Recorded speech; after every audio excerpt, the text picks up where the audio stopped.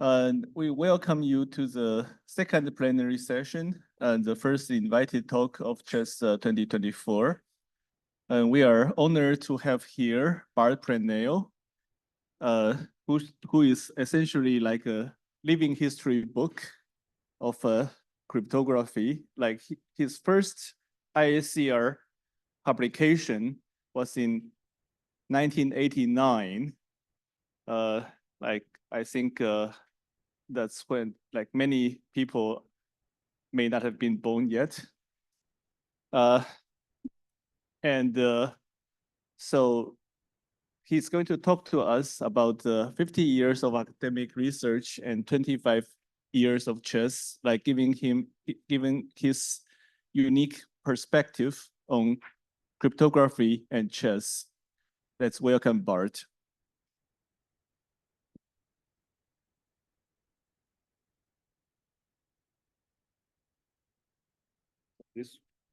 The obvious forward and backward. I think that one should work. Okay. So good afternoon. It's a great honor to be here because CHES always has been a conference near and dear to my heart. I have a background in engineering. I studied electrical engineering and chip design in the 1980s. And I did publish quite some papers at CHES. I also attended more than half of the CHESs. So what I'll try to do in this talk is give a bit of perspective of what happened in the past. So for the younger generation, you understand better how things are the way they are today. I also try to look a bit at the future, where the field will be going, where it could be going, what our challenges are, both from academic and societal perspective. So you can, of course, go even back further. And we have much older cryptographic hardware. Of course, as soon as people, you could use cryptography, they started also using devices for it. But the more spectacular devices were the rotor machines in the 1920s and 30s that were driven by commercial requirements in part because there was wireless communication and business people wanted to encrypt those. And of course, by military and diplomats. And if you want to read more about this stuff, so in 1967, David Kahn, he's the real history person in cryptography, published his famous book, The Code Breakers, describing the early history of cryptography. So things happened in the 70s. So actually IBM, the mainframe company, that was at the time very important. They were the Google or the Microsoft of today. Also a very creative company with lots of patents. They started doing research on cryptography. And so the US government decided there was need for an open standard in cryptography, the data encryption standard. And they published a call in 1973. Nothing much came out. In 74, IBM submitted DES. Then there was some fuzzy period in which the NSA and IBM changed things. And the roles are still not clear. So people still give contradicting versions, but you do know the key was shortened at the request of the NSA to 56 bits. But if you look at this picture, you will see that DES was designed for hardware because at that moment, chips became big enough. And if you made sure you had a Feistel cipher, you could encrypt and decrypt with the same chip, you could actually fit it all in one chip. And this is the design criterion of DES. So more or less in parallel, Diffie and Hellman worked on academic cryptography. They actually invented the concept of public key cryptography. Published their famous paper. They went around in the presentation in 75, and then they published their paper, New Directions, in 76. So that kind of kickstarted the community. I mean, in the 80s, people started to use more and more cryptography, although to current standards, it's very low usage still. So if you look at the research, people were only looking at cryptography for communication security. That was the main focus. Line encryptors, and then later, of course, we got the GSM system. And there was also North American counterparts. And then something, again, for your generation or the younger people must be really bizarre. There was telephone cards. So you had phone booths, and to pay for those things, because making a call was expensive, you had these cards. And that was also the more advanced version of using cryptography. Then, of course, the banks. So in the US, ATMs were invented. And then at the back-end side, it was IBM. Driving things with modules such as the 4758, HSMs, and then, of course, smart cards came from France. In fact, at Eurocrypt in '84 in France, there was a whole session on smart cards. Then there was pay TV. Pay TV at that time came with satellites. So Canal Plus, or was kind of the Netflix of today. And so people had a set-top box, which you have a picture here on their TV. They put a smart card in there with keys to decrypt movies or sport games. Then in South Africa, there were pre-bit electricity meters. That was more or less the crypto landscape. At the beginning of the 80s, there were probably less than 100,000 crypto devices out there. Of course, then as people got banking cards, it probably ended up into the millions, but it was still very small scale today. And then in the 80s, also something else happened. The IBM PC came, computers became faster. And so people started thinking of cryptography in software, which was actually to all the security people a nightmare, because if you worked for a real security agency, you believed that cryptography in software was completely ridiculous, because cryptography has to be in hardware to secure the keys. So Donald Davis designed the message authentication algorithm, a MAC for IBM mainframes. Ron Rivest designed RC4 for Lotus Notes. And in Japan, Miyaguchi designed FEAL. And also, very early on as PhD student, I was reviewing algorithms of Swift, which are still today proprietary, but there were software algorithms used in the Swift network. Maybe after my retirement, with permission of Swift, I can publish some of this work later on. And then academics got kickstarted. So in 1981, crypto was at UCSB, and it's still there. A year later, there was a conference in Europe, in Borg-Forstein in Germany. It was not called yet Eurocrypt. The first Eurocrypt called Eurocrypt was Eurocrypt 84. And then in 83, the ICR was created. It's not for profit. And I think it's a great benefit to the community. There is many people in ICR working very hard. We have our own organization. And the fact that our events are very inexpensive, we support students and schools. And our publications are available widely.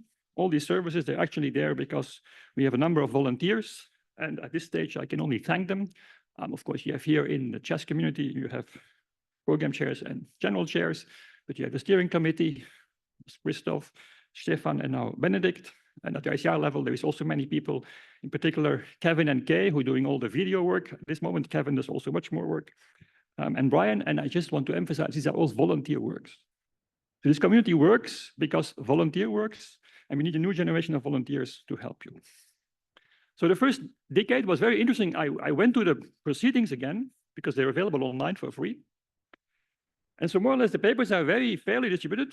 There is, of course, public key and protocols. There is symmetric key, there is theory, there is even hardware papers. And there's also papers discussing communication systems and the market, products, which is what you don't even have as CHES now, but it's very interesting, a very broad and open conference. And I guess almost everything was accepted. Eurocrypt had a bit less theory because the theory people were more in the US, and had a bit more stream ciphers because that was what Europeans were doing apparently.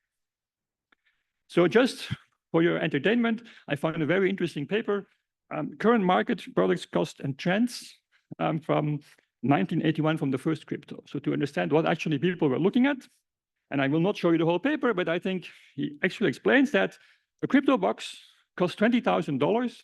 And then he figures out you need two because Alice needs one and Bob needs one. That's 40,000. So in current dollars, it's about $140,000 for one crypto box. This is 1981. Okay. So now you understand why people didn't use cryptography. The other thing is there is a significant lack of user awareness. I still hear this in 2024. There is a lack of user awareness. Well, it's not a new story. It seems to be an eternal problem. But so there was quite some hardware papers.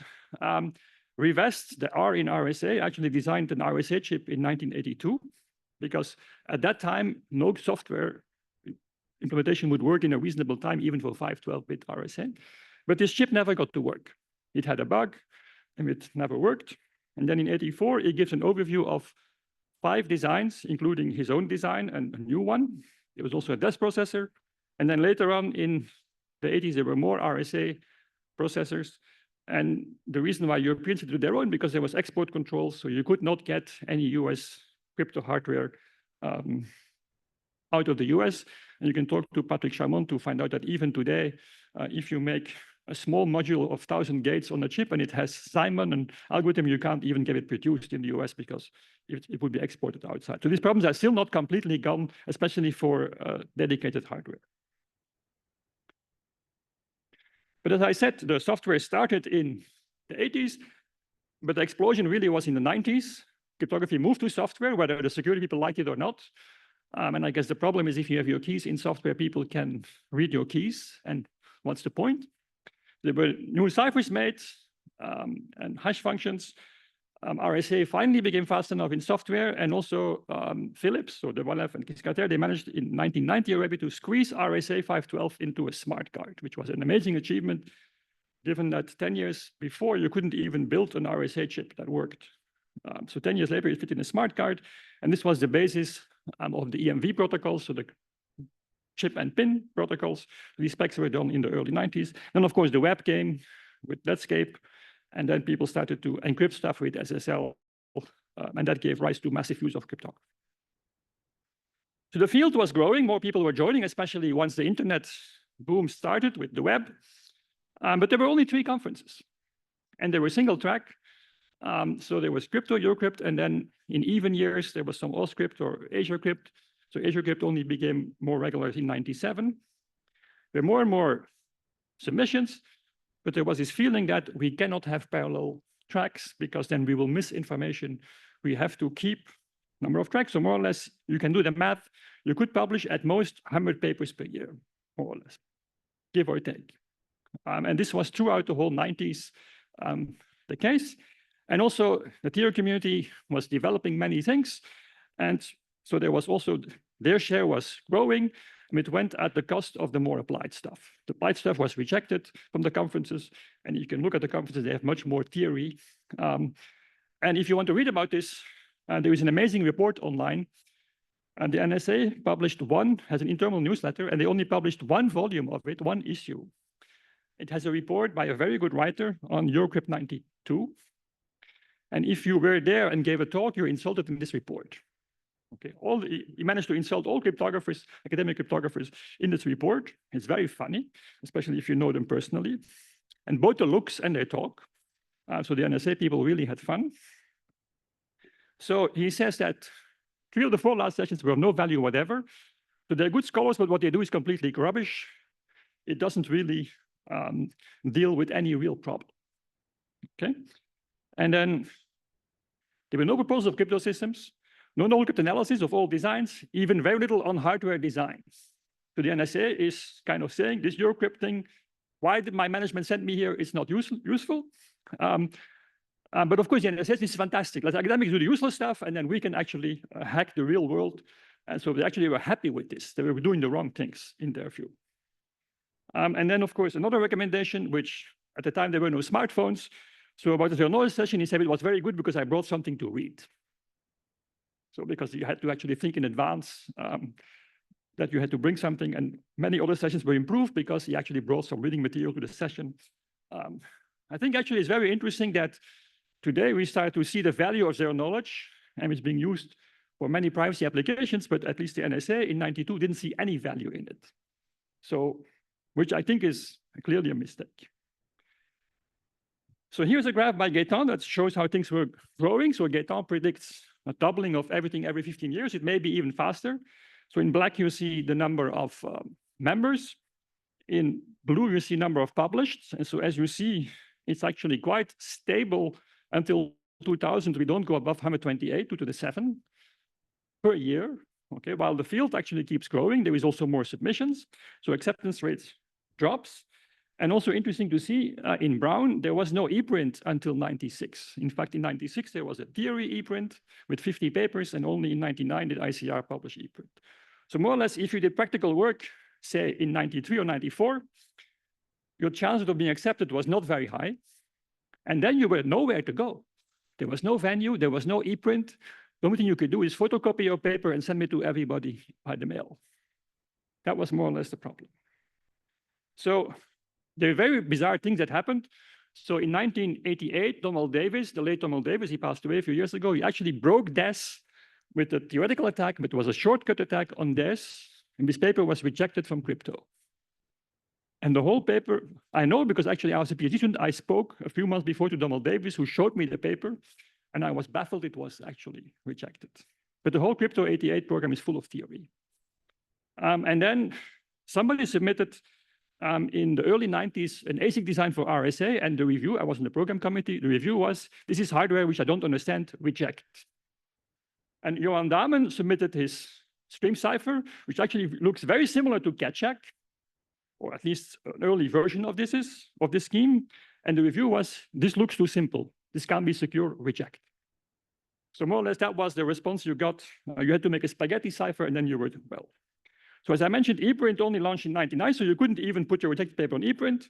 You could hope for the ramp session, but of course that was a very, very busy affair. Of course, in hardware, you could go to IEEE and try to get your papers there. So it was Emerson. Unfortunately, Ross was a very important member of our community, but he passed away earlier this year. So Ross, who wrote also the book Security Engineering, he actually decided together with some friends, and I was lucky to be one of them, to create fast software encryption in '93 by invitation workshop, and we quickly got going. But in spite of the title, it was also about hardware stuff. What was specific is you had to make concrete designs with working code and test values and break stuff. So we did everything that the NSA didn't want us to do. So Ross actually made sure that that's what we did at FSC.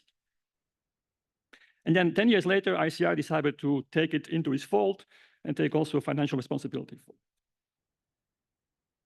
So what about CHES? Well, I did some work and I looked at all the crypto, Eurocrypt, and EduCrypt proceedings until '99 and how many CHES kind of papers they would accept.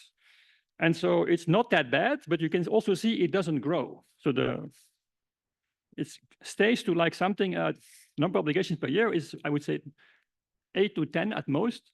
And most of them, of course, were on model arithmetic. People tried to implement RSA, which was a struggle of the '80s. That was the problem of the '80s, get RSA working, factoring, the other side, and then also later on in the late '90s, elliptic curve. So it was very focused on a few topics, and that was it. And there was no room for growth, except as you see in the late '90s, ECC got kind of a boost. But of course, most of these papers were also quite mathematical. So then Christoph and Chetin decided that they should do something, I guess, similar as the FSC community, make their own event because there was more interest.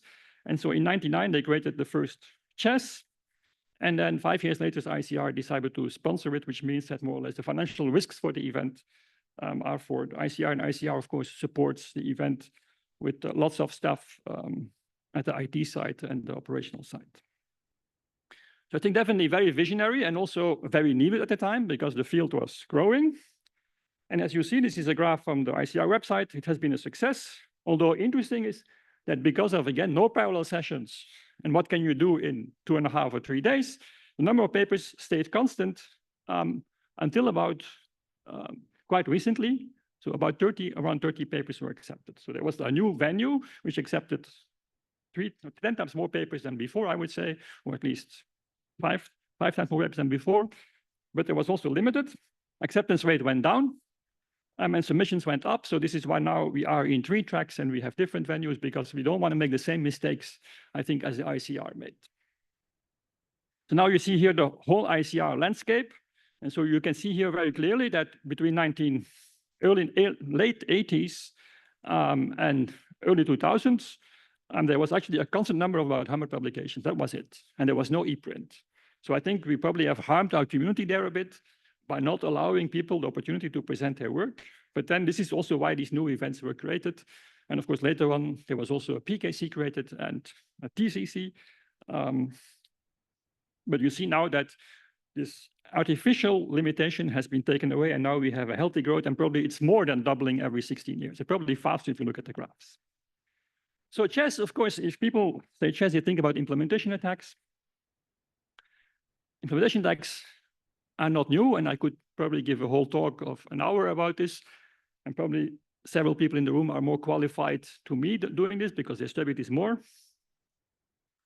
But already, for example, in World War I, the trench warfare, there were phone lines being put there to talk to the command, and there were tempest attacks, which means these phone lines were radiating signals and they were intercepted. In World War II, there is a famous technician in Bell Labs who was playing with an encryptor in a room and had an oscilloscope in the other part of the room and noticed that there was some interference. That created the whole tempest research, which was all highly classified. And but this actually triggered the US government to understand the problem of leaking in cryptographic equipment. And then in the 80s, there was a guy called Van Eck who drove around to London with a van and an antenna, and he showed to the press that he could see what's happening on the screens of all the traders in London City. Again, it was a side channel attack. There is many more to tell about, but I'll just keep it short here. And then, of course, I think more relevant to us, but not so public, is that I mentioned pay TV and smart cards. Immediately, a whole hacking business started, because if you could steal the cards from such a smart card, you could then produce your own smart cards and sell them. And this was actually $100 million fraud industry. And I don't know the details, but I do know that in Canada, there was more freedom to sell these things. So the Americans came to Canada to buy these cards. In Canada, there were less regulations to limit these kind of things. And so the Americans came to buy, and there was a whole continuous war between the industry and the hackers. And the hackers tried to keep cloning the cards. In general, as a researcher, I was not so keen to be involved in this business because, for example, one hacker was found in Berlin hanging from a tree, and we still don't know whether it was suicide or not. So this was quite a dangerous business to be in, because it was $1 billion business dealing with actually keeping secrets and hacking stuff. Very interestingly, in Cambridge, Roger Needham and Ross Emerson also organized a workshop on protocols, and Robert Morris was there. He was the chief scientist of the NSA at the time. He's actually the father of another Robert Morris, his son, who created the internet worm in 1988, I believe. So his dad was at the NSA, and he gave a very interesting lecture. I still remember several things. One of the things he said, rule number 1 of cryptanalysis, look for plain text. And the other thing he said, maybe at the NSA we're not smarter, but we know better where to look. And I think if you think about it later, he probably tried to tell us in a subtle way that there was other ways to get keys than trying to break crypto systems, that there were actually something like implementation attacks. But of course, he didn't give more details because the NSA is tight-lipped. But then, of course, we got the papers on side channels that actually appeared in the ICR conferences. So first the timing attack, and then the fault attack, and then a follow-up fault attack. And then crypto 99, finally the SPA DPA paper, and then a bit later also the EM attack. And of course, there is now many more. And yesterday, Colin gave a very nice overview in his talk on one slide, which is much better than this slide. So the whole history, but it's interesting that in fact, the publication of the paper on DPA actually coincided with the first CHES. More or less, it happened in the same month. But that also means that actually the first CHES doesn't have many papers on side channels, because people were just started working on this. There was some preview of Kocher's work. So in fact, they were interesting. There were actually 2 papers on, at the first CHES, 2 papers on side channel attacks. So what you have in blue here is the number of papers on attacks, and in orange, number of papers on countermeasures, and also a bit on theory, and then in gray, fault attacks, where I just mix countermeasures and attacks, just otherwise it's too small. But so more or less, and this is a fraction value. So as you can see, about 40 to 50% of CHES papers are on implementation attacks, more or less. And this is more or less constant over time, except for the first few years. And of course, then there was the peak in the very beginning, where at some stage, 70% of all CHES papers were on this topic. What else was happening? Well, I didn't make a graph of it, but of course, the bulk of the work was still modular multiplication and implementations of DES and AES, of course. So that I didn't count, because that's more or less the rest. And that's kind of the generic CHES topics which already exist from the 80s. So I didn't do the effort to count those. Maybe I should do it someday if I have more time. But here is another plot where you see all the other topics. And so in blue, you see elliptic curves, because remember that this was the hype topic in the late 90s. And so it actually stayed the hype topic, and the hype only died down, say, 2018. But then a new topic came, which is in orange, is post-quantum crypto. And so more or less, again, if you look at CHES, about 15 to 20% of our papers are on ECC or PQC, actually implementing alternatives of RSA. And probably, I didn't count, but our 10% is about implementing model arithmetic. That's also a subject that people can work on forever in their life. But then we can look at new topics that emerge. So random number generators, this is in gray. So you see that there is every year 1 or 2 papers, sometimes there is none, but it's kind of fluctuating a bit. It has come and people work on it, but it's not that much. Then we have green, which was actually one of Christoph's ideas early on, is hardware for cracking stuff, right? Building exhaustive key search machines, building factoring machines, because it's very interesting. In the late 80s, there was lots of crypto papers about this, and then these people were hired by the NSA and the papers disappeared. But so CHES kind of revived this topic, and again, it has not been very intensive, but as you can see, in some years there is a few papers, but it seems to be a topic that comes back regularly. Then in 2007, puffs came. This is the yellow, and so the peak of puffs was 2014, and now we see it's dying down a bit. There is still a few puffs papers, but this topic seems to be, it's now there, but it's no longer real popular. The next thing is lightweight crypto. So I think, in fact, my view is that lightweight crypto was probably triggered by a talk on RFID at CHES in 2002. There was an invited talk, and I think there were quite some cryptographers there also from symmetric crypto, and they realized we actually, maybe AES is not lightweight enough. We have to start building more lightweight things. And there was also the eStream competition, which was organized in Europe, 2004. And so there was quite some work on this. And since then, also CHES has steadily published papers on lightweight cryptography, which is more or less a bit interfering with FSE, because actually FSE is also publishing new cryptographic schemes. But it seems some people prefer to present them at CHES. In particular, if they have a hardware design for it, they probably get a better audience for it here. And then more recently, 2015, you see this brown first FHE papers. There was a peak, but I guess we'll probably see more of this FHE hardware. And then finally, white box also become a topic with a few papers. There is more topics shown in the next slide. I didn't plot everything. So we also see instruction set extensions, GPU, hardware trojans, logic locking. There is some topics that appear, but they never make it, or rarely make it to a complete session. It's like a few papers every year, but definitely there is lots of problems to work on. But some somehow seem to remain popular and others have only limited attention. So then what happened in 2018 was change publication model. So until then we published in Springer Verlag, which I think did a very good job in giving publication status and making them available. But of course, the added value is somewhat limited in times where everything is available anyway. And second, some communities, and I think the hardware community is one of them, and Europe is more in favor of this, prefer journal publications over conference publications. Computer science conferences are fine, but if you are in competition with physicists and chemists and medical researchers, if you don't publish in journals, you're not serious. And so the open VLDB is the first one. I think it happened 10 years ago or even more, 12 years ago. They moved to this model which you have now for CHES, which is a conference-style reviewing process, but with major revisions and minor revisions, but then a journal publication.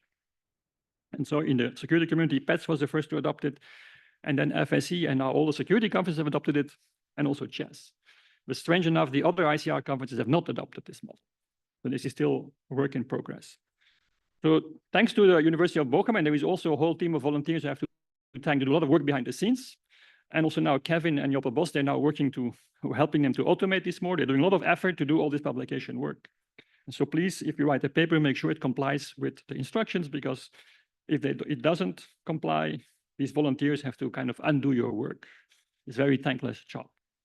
But so the nice thing is you have full open access. There is no restrictions like in LNCS, where there is the author version and the Springer version, and this version is there after this date. And then if you're a member, you get that. And it's like a complex flow chart to find out when an LNCS paper is available to whom. In CHES and TOSC, it's just there. It's published immediately from day one, which I think is a great value to the community. Then CHES is their competitions, which I think is also great. So in symmetric key, we know this, but it turns to be NIST that organizes them. Like the desk competition I mentioned, which was not so exciting because there was only IBM participating. It's a bit boring. But then, of course, we had the AES competition, the SHA-3 competition, lightweight competition, so great work being done by NIST. but somehow NIST doesn't do competitions inside channels. So I guess the CHES people decided to do it their own. And so there has been the DPA contest and then the white box contest. And I do think it's a very great community effort, again, driven by volunteers to advance research and to make things go forward. Also tools. I still remember when I worked with Berna and Elizabeth in 2001 on our EMA attack on an FPGA, we had to start building everything from scratch. You have to buy an oscilloscope, build your own PCB, and do all the stuff. And you probably spend 6 to 8 months before you have actually a working setup. So today there is all these tools available, and I just list here or show 2 on the slides. But there is many more, and you can talk to some of the vendors or producers outside. I think it's a great benefit to make research more efficient, that researchers don't have to spend the first 6 or 12 months of their life to do actually kind of a more or less routine design job. So I think it's big progress in the community. Also the fact that we have artifacts, although the UK people say it's artifacts, I don't know, but it's artifacts apparently for ICR. So this is also great that people actually make their tools available and make sure that they're reproducible and well documented. So I think these are all things that the community is organizing, and this is very beneficial, I think, for the long-term research and the quality of the research. So time to take a stop. So that was what I want to say about history. So maybe now understand a bit better where we came from and why ICR has all these publication models and why CHES has actually exists and why we don't publish LNCS. When it allows look a bit at the future, what is ahead for us. That's of course more difficult because, as you know, prediction is very difficult, especially of the future. So 14 years ago, there were lots of predictions being made by people who paid a lot of money to make predictions. And they predicted that by 2020, there would be 50 billion IoT devices. So this was more or less the story. If you were around in the late 90s, it was, Philips called it ambient intelligence. In the US, it was called ubiquitous computing. And this was going to come, a computer in everything. And by 2010, people were really sure there were going to be 50 billion devices on the internet by 2020. And some players even said 200 billion devices on the internet by 2020. So in 2020, there were about 11 billion IoT devices on the internet. So this does not count something like 11 billion laptops, tablets, smartphones. This is embedded devices. So we didn't get there, it was not 50 billion, it was almost a factor of 5 wrong. But then on the other hand, we're catching up. So today, if you have to believe this company, we're getting close to 18 to 19 billion. And so they predict 40 billion by 2030. So in the end, it will happen, of course. Then all these things are talking to the cloud or to edge devices. So we're building a very different space. Think back of this talk of Crypto 81. One encryptor cost $140,000 in current dollars, or 2 encryptors. So we actually will have billions of devices, and luckily, we hopefully will have to secure them cheaply because we don't have the budget and there is too many. On the other hand, of course, they will change our lives, so we better secure them. We're not so good at securing stuff. So this is a very nice website, World Biggest Data Breaches, and the bigger the bubble, the bigger the breach. And so what you see is that we keep losing billions of personal data items, and that can be just your credit card data from hotels, but Aadhaar is Indian government data, there is medical data, there is, in the US, the OPM, Office of Personnel Management. This is actually all the people who have a security clearance. It has data, personal data, their address, their studies, but also their medical problems, their relationship problems, and their sexual problems. And this was all stolen, was all leaked. So it seems that we collect more and more data, but we can't protect this. And in Europe, we created the GDPR that went into force in 2018. But if you look at the more recent bubbles, well, the biggest bubble seems to be now in Asia. But on the other hand, I'm quite sure that quite some European data is lost in the Twitter breach and the Facebook breach. So I don't think we can actually see a material difference after GDPR. We still keep losing lots of data. And this is not from embedded systems, this is mostly from cloud environments. This is definitely a big problem. The other thing is, if you look at the approach taken to security,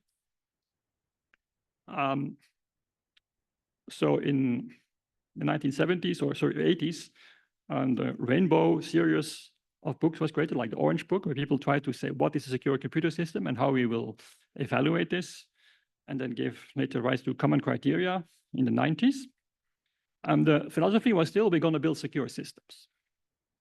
That was the emphasis, we want to build secure computers. And of course, that's not enough. If you take the NIST cybersecurity framework, I just simplify it a bit, you also have to detect attacks, obviously, and respond and recover. But I think if you go to the trade shows, the model in our IT systems is much different. The model is now detect. So the view is just you have all these systems. In any case, you have to monitor all your systems, because if you doesn't know what your systems are, these billions of devices connect, or at least in one company, it can be 100,000. If you don't know which devices connect, and you can't monitor them all the time, how can you keep your system secure? So the model is more like building secure systems is too difficult. All this common criteria stuff is too expensive for most things. You can do it for a smart card or a router, but not for anything complex. So just hook everything up, use operational center, use AI in the future to monitor everything, and then decide what is secure and what is not secure. That's more or less the vision of security. And for example, in the financial sector, until recently, Europe had the above approach. So Europe tried to have more secure payment systems. EMV comes out of Europe. It was designed in Waterloo, in Belgium by Europay, by actually European researchers. But the US approach is more like, let everybody do what they want, but we'll catch the bad guys and punish them badly. Don't invest too much in security, but detect and intervene. And this is, it seems to me that now the approach in security which has taken over, given the new IT environment. Of course, it means that we have now the AI panopticon. So now of course, there's too much data to watch too many billions of devices. So we're going to use AI to watch everybody and to decide who's having good behavior and bad behavior, and kind of social scoring systems. This is more or less the future. So Europe has the AI Act, which kind of forbids social scoring systems, but then there is exceptions allowed. And anyway, Europe cannot legislate what intelligence services do. So but this is, I think, the dystopian future we may head there, that all these technologies will end up in a security system where we'll be all watched all the time to make sure we behave properly, and the same holds for our devices. So for example, where the research is now in AI is emotion detection. So your boss does not only know whether you came in on time, but he also knows whether you're in a good mood or whether you look like having a hangover, or you looked a bit depressed. And so this is in Europe mostly forbidden, but there is many exceptions, and like in many other places of the world, it's not forbidden. So I think in general, what's happening is you have the social contract in society where you have users, government, and also industry. And there is this tension between these players, and usually government limits what industry can do. So in Europe, we tend to trust government. Maybe we shouldn't, but we do. And we trust less industry. In the US, it's very often the other way around. People trust industry, but trust less government. But at least the European model is that the government should control industry. And this is what GDPR tries to do, but it's quite weak in enforcement. But of course, industry has changed. We have these cloud environments where it's not even clear where your data is. It's multiple places. We have big data. We have the Internet of Things. We have AI. We have surveillance capitalism, because there is also a business model trying to extract our data and monetize it. This is how you pay for your services. And of course, what we know since 2013, the Snowden documents, in case we were hesitating, there is the PRISM program, which gives governments access to what's happening in industry. So which actually takes away the incentive of industry to limit what industry, of government, sorry, to limit what industry can collect, because the more data industry has, the more data government has as well. And this is not a direct pipeline. There is some checks and balances depending on the country, but I think globally this is the picture, and there is always reasons. Terrorism is one, organized crime is the second one, and then child pornography. This is now the debate in Europe. This is the third one. There is always reasons for government to interfere there and get more data from industry or force industry to make their systems more intrusive. So I think we worked for several hundred years. The Enlightenment, we created new societies with this well-balanced society where you balance what government, industry can do and users. And it turns out that in like 30 years' time, with technology, we've more or less subverted this balance. And it will be very difficult to restore it. It's even worse because if you open the newspaper in the last years, you heard about NSO Group, but there is also many others, Predator, Celebrite, Hacking Team. Anybody heard of Hacking Team? So few people. So I'll tell you about Hacking Team. Hacking Team was an Italian company selling also those tools. They never had 0 click 0 days, but they were selling lots of tools, how to remotely break into devices, smartphones and other things, and see what's happening, listen, turn on the video, look at the messages, and so on. And they were selling this to police forces, but also to non-democratic governments. By the way, they were also selling it to the UCSB campus police. So if you go to crypto, you may have gotten some special software together with Wi-Fi access as well. So how do we know that about Hacking Team? They were hacked. And so all their tools are on the internet. So if you actually are bored someday, you can go to this site and look at it. All their customer lists, all their products, all their tools are available. NSO Group, I guess they're now the bad guys. I think, so they've been involved in many cases where journalists, human rights activists were targeted by non-democratic governments. Something seems to be going wrong here. I can keep talking, of course, that's not a problem. So NSO Group, I guess, made one mistake, which is they got caught. Because rule number 1 of spying is don't get caught. And so there is still hundreds of companies that are government supported that actually give these tools that are used. And as we know from NSO Group, it was used against Netanyahu himself, who actually always said that this tool would not be used in Israel and the US, but it was actually used against him.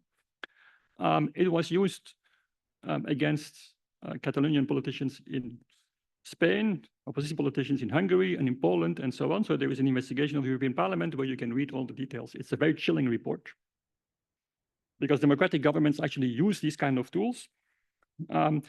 And of course, you may know now those 4 companies on my slide, but there is actually hundreds. Okay, and they come and go and they disappear. If you want to read more about these companies and the way of working, I recommend you the book of Nicole Perlroth. This is how they tell me the world ends. Sure, she describes how governments and private companies are in a market of 0 days and how this whole thing, they often never tell the vendors what's happening, but they actually trade 0 days and how the business model in the 0-day business has changed over time. It's a fascinating book, I must say. What about like CHES type attacks? Because of course, all these attacks are not relevant to CHES in the sense that we don't do this stuff, right? We do side channels and we try to secure communications. So what about hardware hacking? Well, if you read the Spiegel in December 2014, you could have seen this kind of thing. This is a leak by Snowden, part of a whole catalog of tailored access operations product. It's a very cool chip. It's a tiny chip, which they insert in your laptop between the motherboard and the screen. And then with a radar from a distance of 20 kilometers, they can shine a radar beam at your laptop. And from the reflected signal, they can see what's on your screen. Is that cool or what? And this is a tool that they had in 2012. So this is now for them, their old stuff. Okay, now they have much more advanced stuff. We are 12 years further, they have spending their billions on more cool stuff. I don't know whether it's healthy to get a radar beam shown at you. It may not be healthy, but then a Stinger missile will come anyway, so it doesn't matter, right? I mean, you got cancer first and then. So to all this spying, we deploy more cryptography. And I think if there is something good coming out of Snowden documents, is that at least large corporations, but also many users have increased the use of cryptography. It became very cheap anyway. It was still not widely used because it was still paying 5% was too much. But then after Snowden, actually, there was a big investment. And so most information in transit is now protected. Also at rest. If you have information stored on your smartphone or your hard disk, it's probably protected now. And so where the research is going is, what about protecting information during processing? And so there is more or less two schools. There is a school that says we build secure hardware. We build SGX, GGX, whatever the technology's trust zone, and we're going to make a secure computer inside your insecure computer, which 0 days cannot hack. Okay, that's one view, trust the hardware vendors. But the other one is trust cryptographers and their complex code and mathematics, and do FHE and MPC. So this is more or less what we want to do at the cloud side. And of course, both cases, they're very interesting topics for CHES, because this is where CHES probably will move, because it seems that the transit and storage have been largely solved. So we have to move to protecting cryptography during processing. How much is out there? Don't take these numbers too seriously. I just Google a little bit and I put down some numbers, but more or less it's a big success. If you think back about this $140,000 for 2 encryptors, and probably less than 100,000 in the world. So today I suspect that there is about 40 billion devices that protect users. Unfortunately, they're not all very secure. For example, your mobile phone is not end-to-end. The web ecosystem has quite some problems. Your metadata leaks with WhatsApp, and maybe there is here and there some backdoors. But in general, there is some green and orange, which means good. It turns out that much more cryptography is used to protect the industry against the user. That's about 50 billion, like your bank cards, secure update mechanisms, access cards. There, actually, the user is the enemy, and cryptography is there not to protect Alice and Bob, but to protect the interests of the government or the company against the interest of the user. Because what is your bank card doing? It's watching that you don't spend more money than you have. The bank card, you think it's your bank card. No, your bank card is a small spy you get from your bank to make sure you don't spend too much money.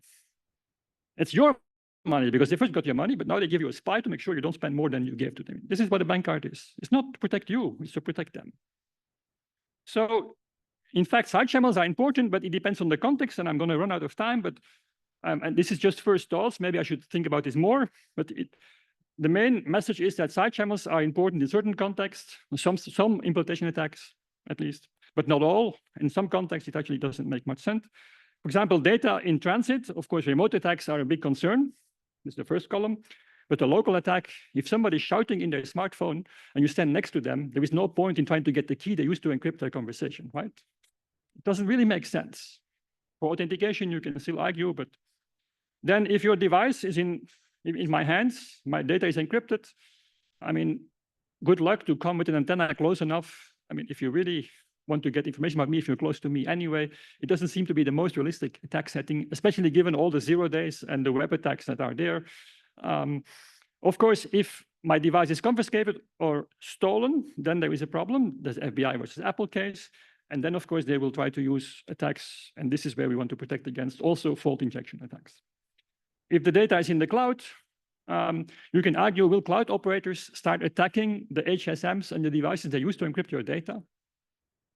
Well, if they clearly they can get the data out of the HSM or the key, because otherwise they can't work, right? Unless you would use FHE, then they cannot do it. But in general, it's not very realistic attack setting for Amazon to start attacking HSMs, which they actually are managing.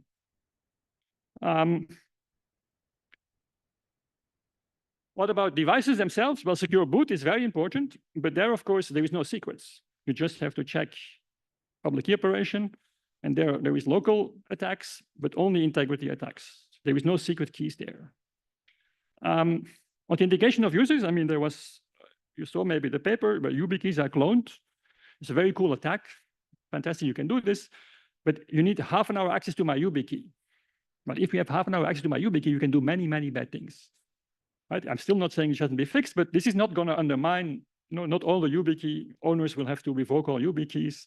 There is no panic. It's a cool attack, but the impact in practice is limited because if you give somebody a YubiKey, you have another problem.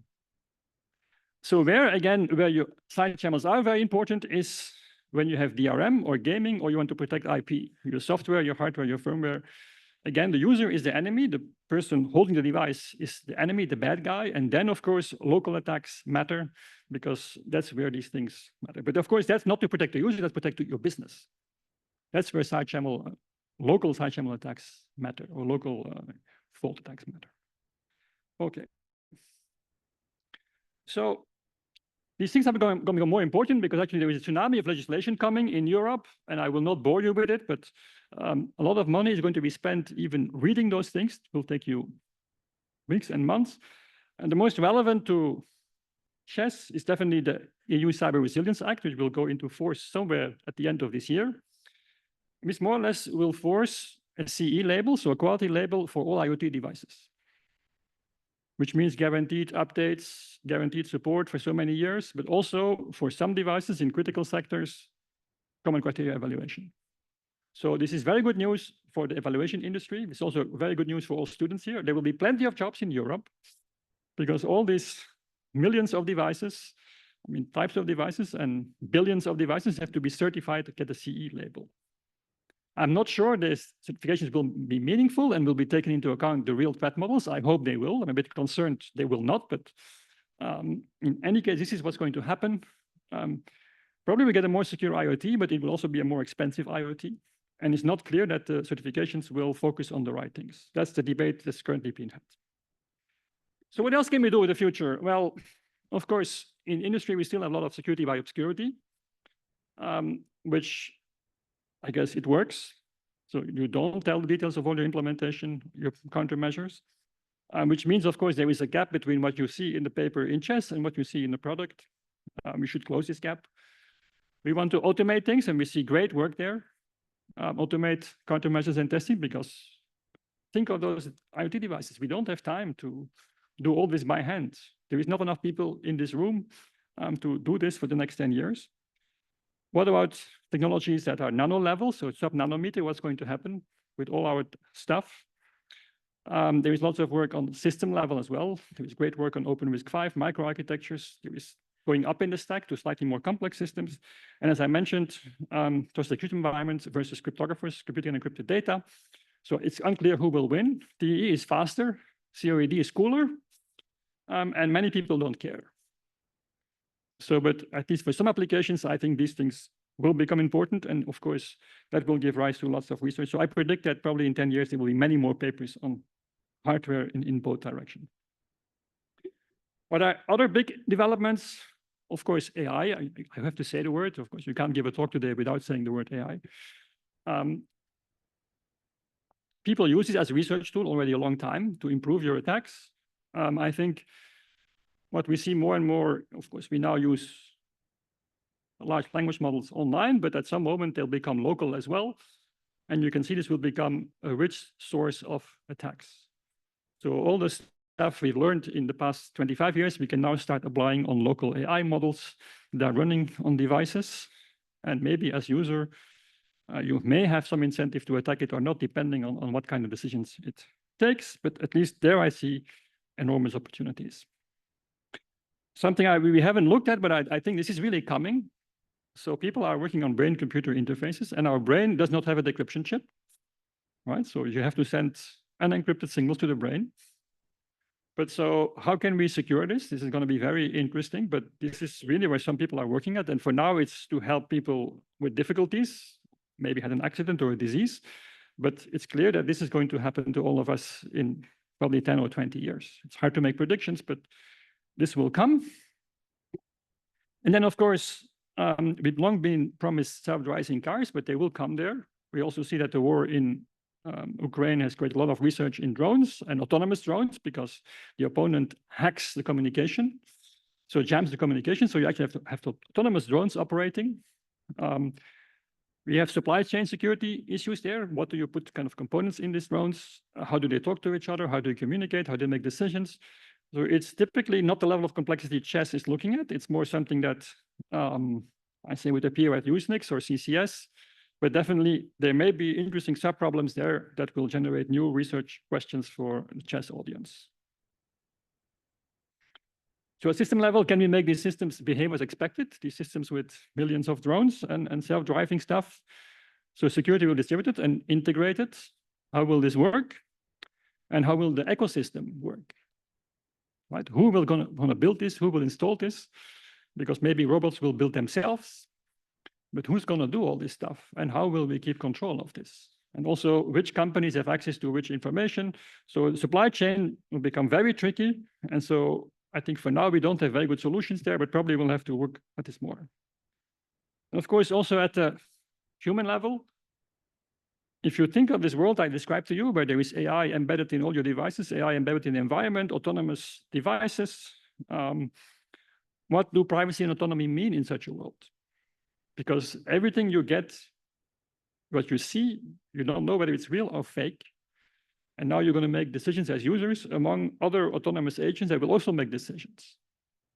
So I think it's very interesting whether we still can keep our autonomy or whether we'll be more and more controlled without being paranoid, but how much will we still be able to take our own decisions? So definitely there is a risk, if we're not very careful, that companies and governments will kind of increase their power even more than they have today. Today, more or less, companies fight for our attention. They waste our time with useless videos on TikTok and whatever, because that brings them money to waste our valuable time. But what will happen if this is built everywhere in? Will we still be able to do something useful at all? Or do we have to shut down everything and build a room in our house, which is a Faraday cage where we can just sit and think and not have to be influenced by all these factors? But I guess that's something to think about more. That's much broader, of course, than embedded systems or hardware. So I think something the young generation actually has to think about. So to be honest, I don't feel personally guilty because I was not involved in building the technology. I guess I failed in making it more secure, you can say. But in general, technology was always good. But in other fields, like nuclear bombs or chemistry or virus research, scientists have already agreed that certain things you should not do. For example, you should not take a flu virus and try to make it more dangerous. And even if you write a great paper, you will not be accepted because the community says this is not research we want to do. So, but I think the same thing is coming to our community. We should really think what kind of security and privacy systems we want to build. And of course, we can say, oh, I'm looking at transistors and I'm looking at systems and keys and authentication and elliptic curves and psych and whatever. But in fact, we're building systems and we have to think how our stuff will be used and what its purpose will be. So, and I think what you should remember is just because you can doesn't mean you should. I think in computer science, we have not been used to this, but I think this is, and also electrical engineering, but I really think this is the message for the future. As researchers, we have a responsibility because there is very few people in society who understand the technologies, and we should really think what we're going to build, because what we build will be the future for society and for our children. That's what you're going to build. Your decisions will influence in what world they live. So finally, I guess I want to make a plug for open source systems. It's not a miracle solution, but I think many of the problems we have today are because of lack of transparency, lack of openness, fact that you cannot move, you have lock-in, you can't improve things. So you have also a lot of zero-day trades, much more effective in closed source communities. So I think in general, we should have privacy for users and transparency for service providers and have an open source infrastructure. The cloud infrastructure is open source, but the phones are not. Why is that? Why can't we have open source phones? It's a very good question to ask. And also in research, of course, again, we should try to share more and work together. That will be much more effective. So main message is that technology is changing power relationships. Cryptography can, to some extent, help to restore the balance. We can also help to control us more. And as cryptography builders or cryptographers, it's our choice what we do. I think CHES has been a success, and I think we owe big thanks to the founders, but also the community running CHES, because I think it's a success story of 25 years, and I'm looking forward to 25 years more of success. And I do think that we have lots of great research ahead, but we should take into account system society. When am I going to put my system in, or my great thing I'm building? What is societal implication of what I do and ethical implication? I'm going to stop here. Thank you very much for your attention.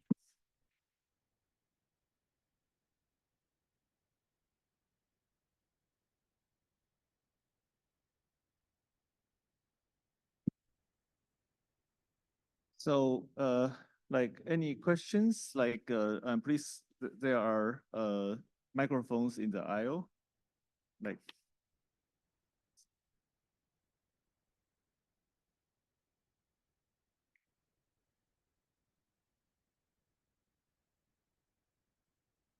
So thank you very much for the talk. I would like to ask regarding the open source. Do you think that this is more or less inevitable and it's going their direction? Because I also saw ecosystems where the open source was basically dying out. I think I'm not an expert in this matter, right? I speak here as an amateur.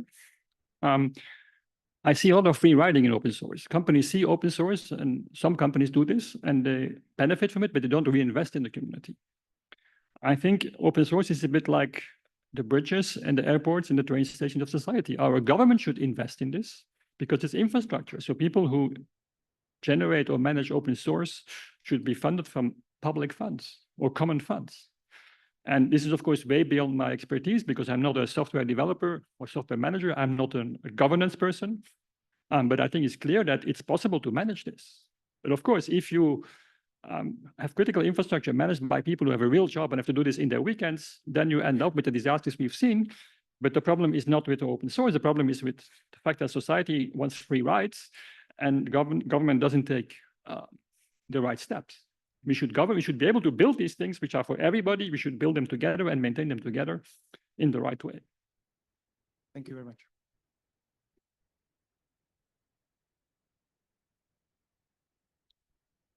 In 2020, the IETF published an RFC 8890 titled "The Internet is for End Users." I wonder if maybe we need to think about some kind of guiding document that's similar. I think definitely, I mean, for ethics, it's good to go to talks and have some older professors talk to you about ethics and worry about this. But it's indeed also good to try to translate these things, these principles into more concrete things. And of course, it's always contentious and people have different views. But by doing this, making things more concrete can definitely help. So I can tell you that one thing, I can't say too much, but I did write with some other scientists an ethical guideline for cybersecurity research. But it's now got stuck somewhere in the EU bureaucracy because we dare to mention the word cyberwar in there. And I think they're still arguing after 2 years about what should happen to this half page. But yes, these kind of guidance documents or documents definitely are beneficial. Remember, this is a community. It's not going to happen. It's not Benedict's job to do this. It's all our job, if we find it important, to come together and build a team. And ICR or the steering committee can give you support, but we all have to do it together. I think that's the main message I want to give.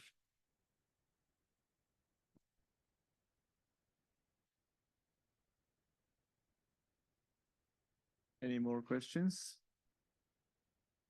Anything from those online? I guess I'm not seeing any questions typed. In this case, let's thank Bart again. Thank you.